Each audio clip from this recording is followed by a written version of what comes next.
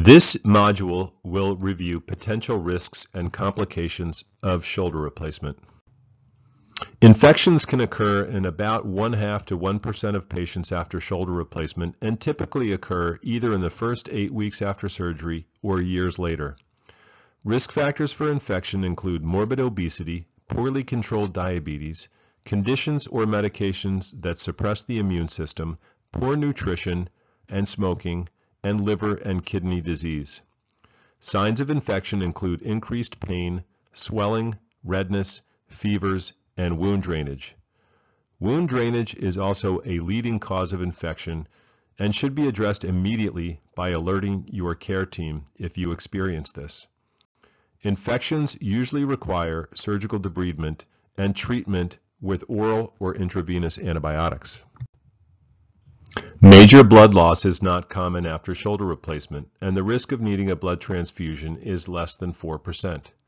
Some blood loss is expected and may lead to some fatigue in the first weeks after surgery, which is normal.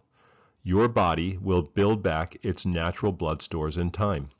Damage to major blood vessels at the time of surgery is extremely rare. Damage to major motor nerves around the shoulder is very uncommon. Stretch injury to nerves has been reported in some cases and generally recovers, but may take 6 to 12 months to reach full recovery. Risk factors for stretch injuries include diabetes, short stature, morbid obesity, and severe glenoid-sided wear.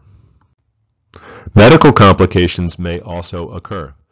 Surgery is a stress to the body, and patients with medical problems such as heart, lung, or kidney disease may experience medical complications from surgery. Optimization of these medical problems before surgery is critical, as is customization of the care process to prevent complications. Make sure your care team is aware of any medical history that may affect your risk and recovery. Rotator cuff tear is also a potential complication. The subscapularis tendon has to be cut and repaired at the time of surgery.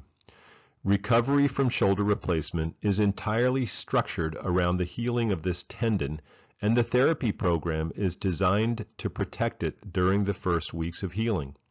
Nevertheless, tears of this tendon repair can occur during the healing process if patients are non-compliant with the program. If this occurs, some patients may tolerate it fine, while others may lose significant strength or experience instability of the shoulder. If this occurs, further surgery may be required to address this problem. Dislocation is a relatively unique complication to reverse shoulder replacement and is very rare after anatomic shoulder replacement. While these tend to occur in the first 8 to 12 weeks during the early healing process, they can happen late as well. Dislocations generally occur if patients are overdoing their therapy or sustain an injury, such as from a fall. These often require relocation under anesthesia, followed by treatment in a sling for several weeks.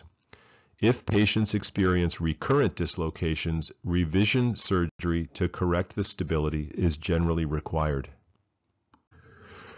Stress fractures of the scapula are also a unique complication of reverse shoulder replacements and can occur in about 4% of cases. Risk factors include osteoporosis, rheumatoid arthritis, and patients with a diagnosis of rotator cuff tear arthropathy.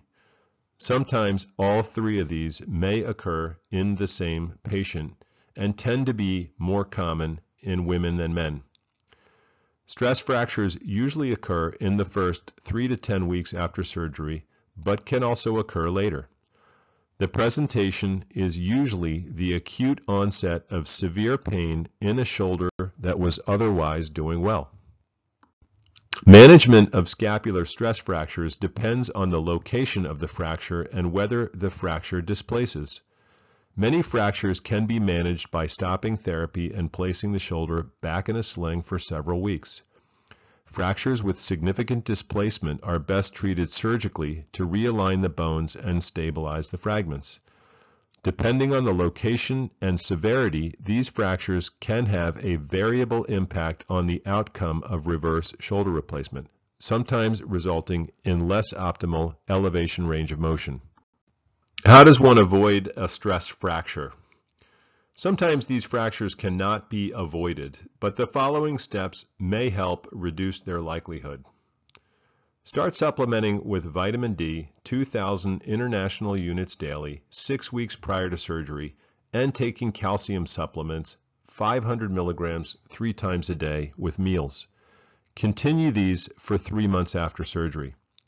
Take your recovery slow and steady for the first 3 months, focusing on range of motion without aggressive strengthening. And be careful not to fall or impact the new shoulder in the first months after surgery.